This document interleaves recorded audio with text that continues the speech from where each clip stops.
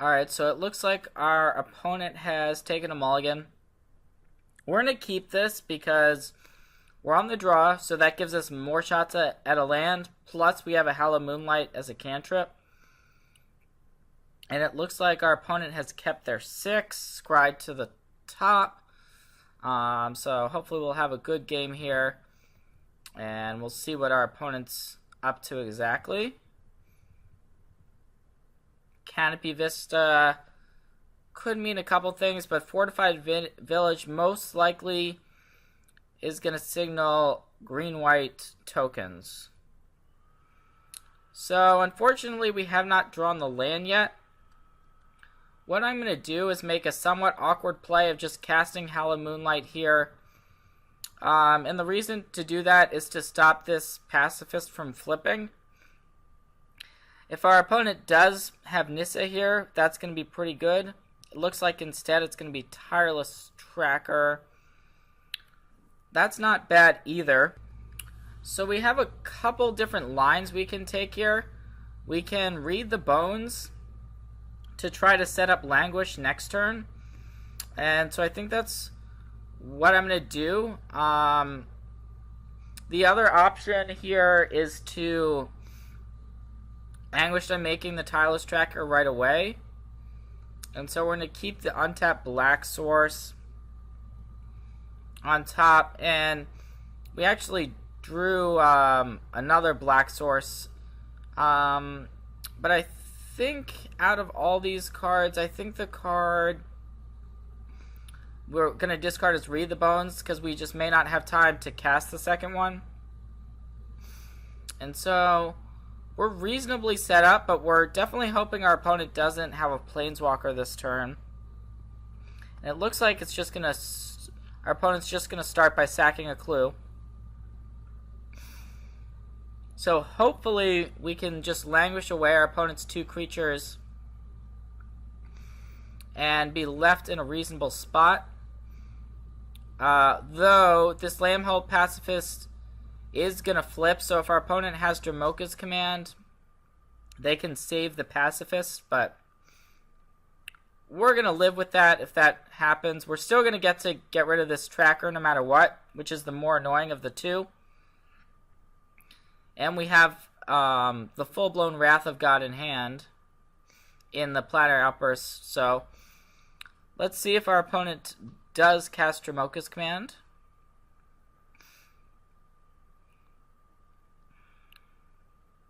And it looks like, yep, that's what's going to happen.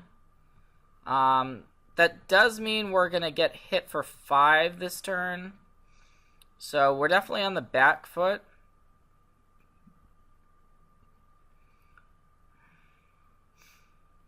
And this game's probably going to depend on how this next turn goes. Okay, there's a morph. So if our opponent has another land, that would certainly be bad. This is most likely a Den Protector. If our opponent does not have another land, that signals cards like Removal Spells and Avacyn as the most likely cards our opponent has in hand. So we can either play Planetary Outburst or play Languish. But the Languish, obviously, we're not going to play because it would not kill the Butcher, so I don't even know why I said that. We're going to play the Planetary Outburst. And Languish is generally better in this matchup anyways, just because it gets around Avacyn, although it does not get around Dramoka's Command, so there's pros and cons to both Languish and Planetary Outburst. Looks like our opponent's found a copy of Nissa. And I think we just want to get our Gideon onto the table right now, actually. Because our opponent has no real way to immediately get rid of it. And it can potentially pressure our opponent's Nissa. The other option we could have gone with was Anguished on making the Nissa and cast Read the Bones. But that's a very painful option, and it would bring us all the way down to 1. I like holding the Anguished Unmaking for an Avacyn.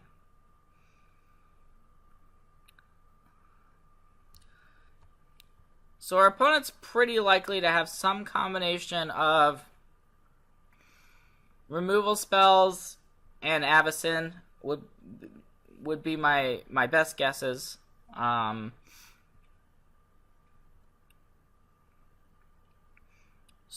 So we could make our Gideon into a 5/5, but I think I like just attacking this Nissa. And we could also activate our Shambling Vent to attack it as well, just to gain some life here.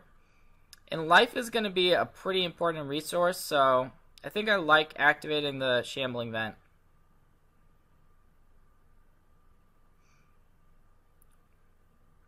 It's definitely possible our opponent has something like Secure the Waste, though that card has been dwindling in popularity recently.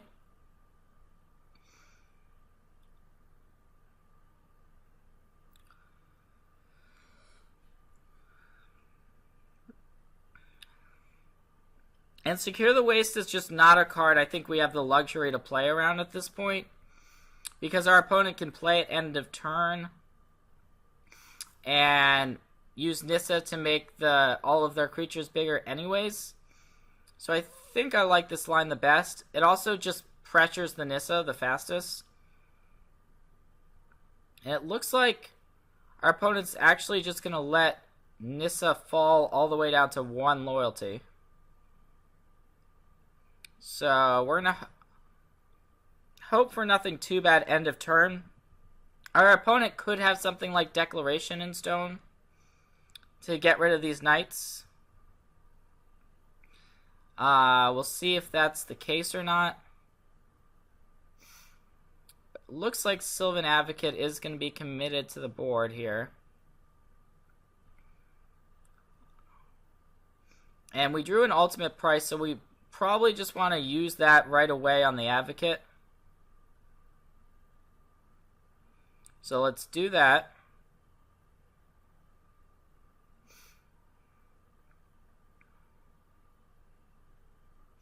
And it looks like our opponent may have Dramoka's command since they're thinking a little bit. We'll see if the command ends up getting cast. No, it does not. So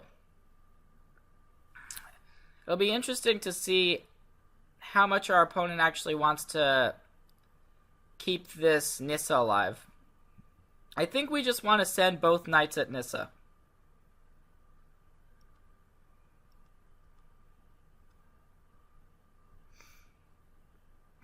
If our opponent chumps with both, we're fine with it. And if our opponent just lets Nissa die, we're also happy.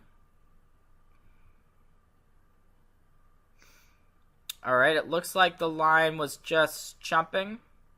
So now we can actually cast Read the Bones, I think, pretty safely.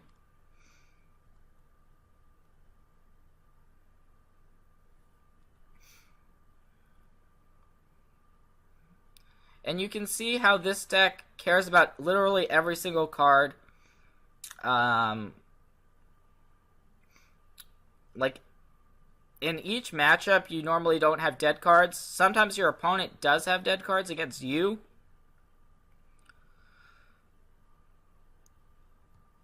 But this game has turned around for us quite a bit here. We could Anguished Unmaking the Nissa, but that's not necessary at this point. And actually, it looks like our opponent has Erishan Foremost. Okay, so this list is clearly a little bit different than the typical list we're used to. But end of turn, we can just go ahead and grasp this creature if we want to. So let's do that. It does mean we're going down to 5 in the process. Something to be aware of for sure. But we drew Sorin. So Sorin was one of our best draws at this stage.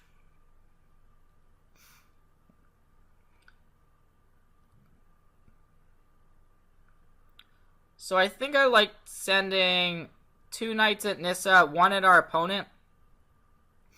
It's pretty likely that our opponent's just going to chump block to save Nissa. And then we can finish it off with Sorin.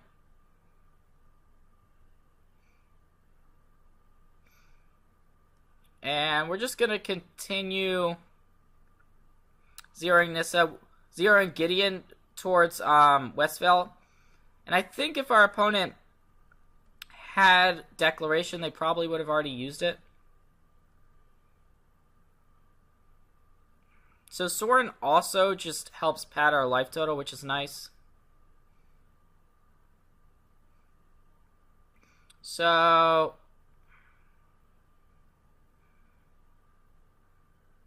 yeah, we'll just -2 it, gain 2.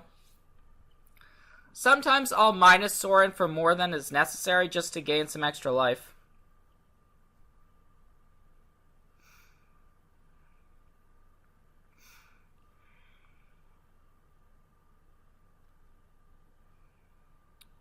And so next turn we can potentially make Ormondal if we want to.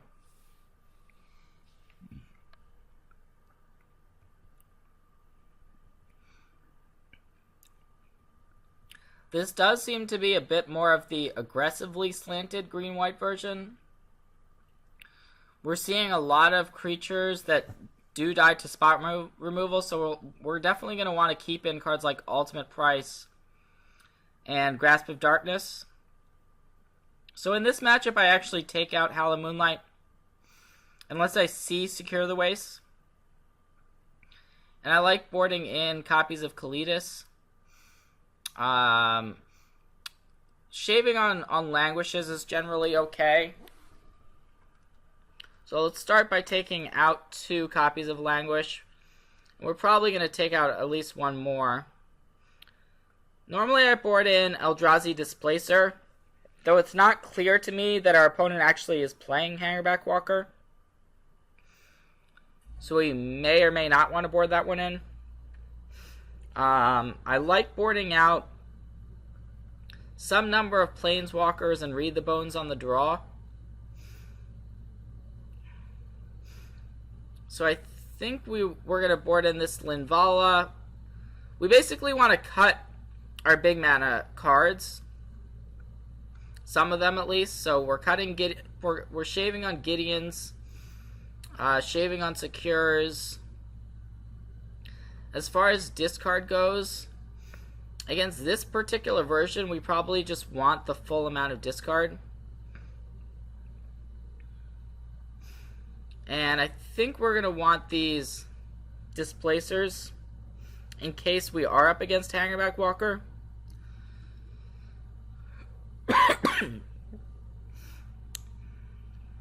So I'm going to cut 1 copy of Omnixilis and 1 more Secure the Waste. So just kind of making our deck as lean as possible and having as many answers to Planeswalkers as possible when on the draw. And we don't want Thought Knot, so I think I like this configuration. Our opponent's clearly playing a little bit different version of green-white than we're accustomed to. His hand seems fine. It's got 2 copies of 2 discard spells, only 2 lands.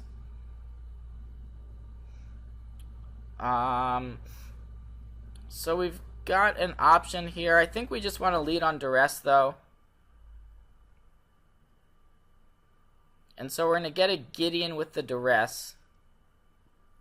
Gideon is definitely one of the most problematic cards in this matchup. And we're definitely fortunate our opponent did not have one game 1. So next turn we can transgress away the Tireless Tracker if we want to.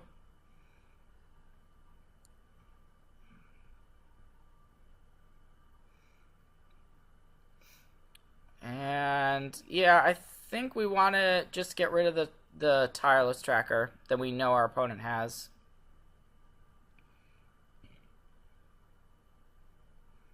And this is why some of the cards like Read the Bones got boarded out, and it looks like Evo Leap is in our opponent's deck.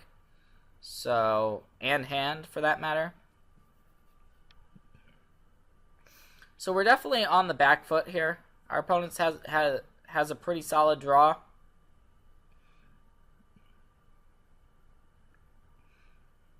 If we draw an untapped Black Source, we're probably going to want to just cast the Ruinous Path, but we did not.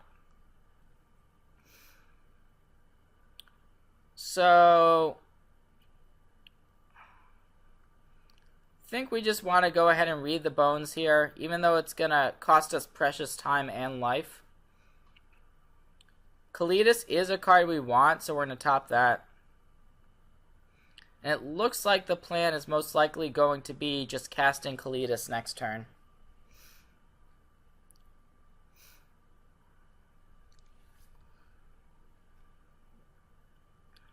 Evo Leap notably is a lot worse when your opponent has Kalidas, but this is probably a Den Protector, which is going to threaten to get that Gideon back.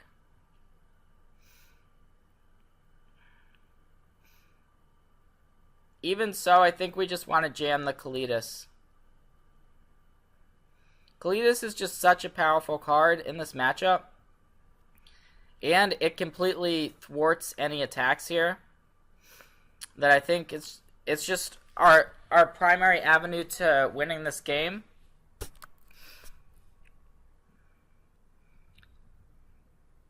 Our opponent can get the Gideon back, but we have Ruinous Path.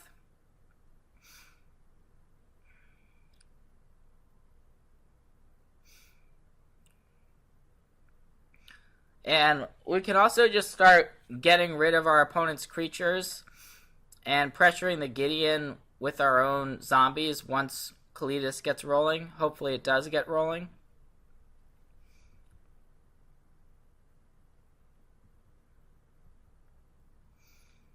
And we drew Planar Outbursts. Not really a great draw at this point. So I actually think my preference here is going to be to cast the Ruinous Path.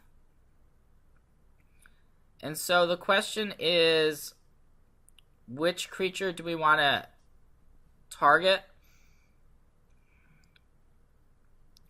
The Den Protector is a pretty appealing target.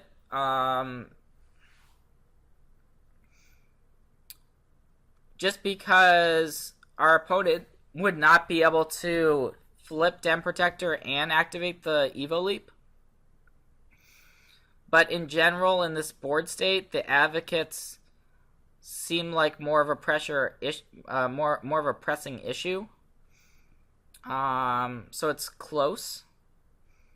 But I think I'm going to go after what's likely the Den Protector here. And this will mean our opponent can either get back Gideon or sack the Den Protector to the Evo Leap.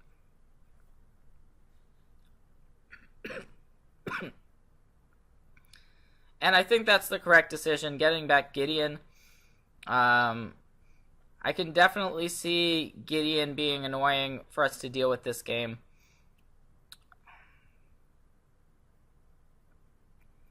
So we're just going to pass. We could attack Kalidas into the Advocates, but that's just not really where we want to be. We want to keep our Kalidas alive.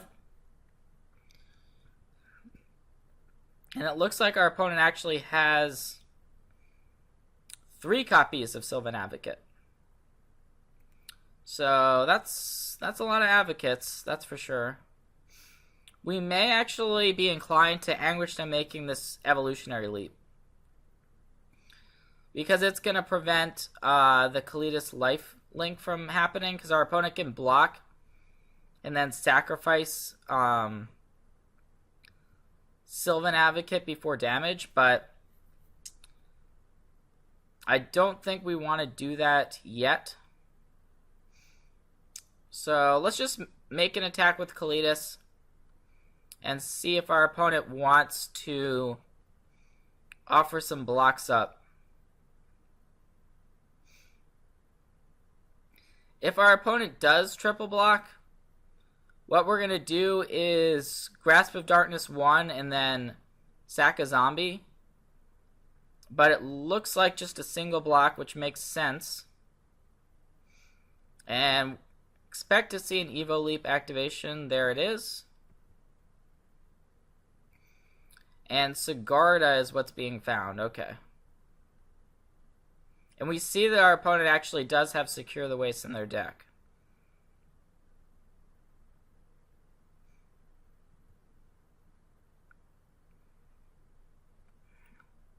So, we did get a zombie off of that exchange, so I like just playing the Eldrazi Displacer and passing. And we're just going to amass a board of zombies.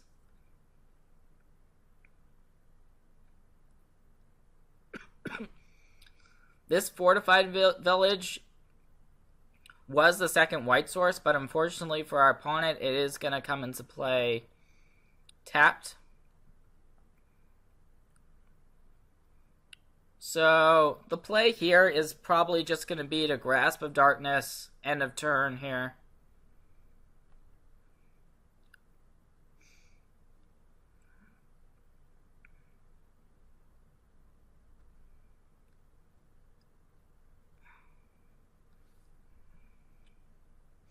Interestingly, our opponent did not activate Evo Leap. I'm not too sure what we can attribute that to. In any case, in this spot, I think we just want to jam with the entire team.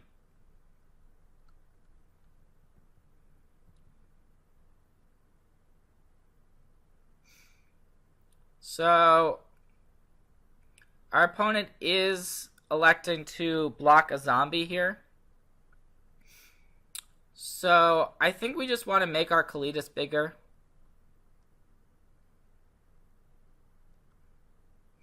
It's pretty unlikely our opponent actually has removal. And this is going to be 10 damage coming across. We're going to gain 10. And while this Advocate could potentially become a 4/5 next turn, we're still not sure what we want to use this Anguished Unmaking on. So I think our opponent's in a very bad spot. And in fact, it was 12 damage our opponent took last turn. So if our opponent's passing, that could signal Avacyn, could signal Secure the Waste. So we can just simply blink away the Sylvan Advocate with our Eldrazi Displacer. And then have Anguished Unmaking still available. So I think that's the line I'm going to go with here.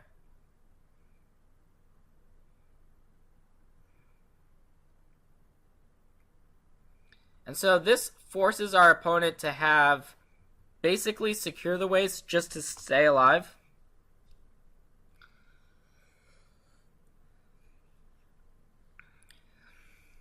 Insecure would be the best play our opponent can make just because it threatens Ormondal.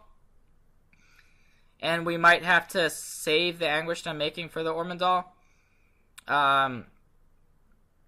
We did tap somewhat incorrectly for this Displacer, but it's very unlikely to matter since we have the Anguished Unmaking in hand anyways. We should have kept the Caves up and tapped a Swamp. But it looks like, yeah, the plays in any case is just going to be Avacyn, and we're just going to get rid of it, and that should be the game.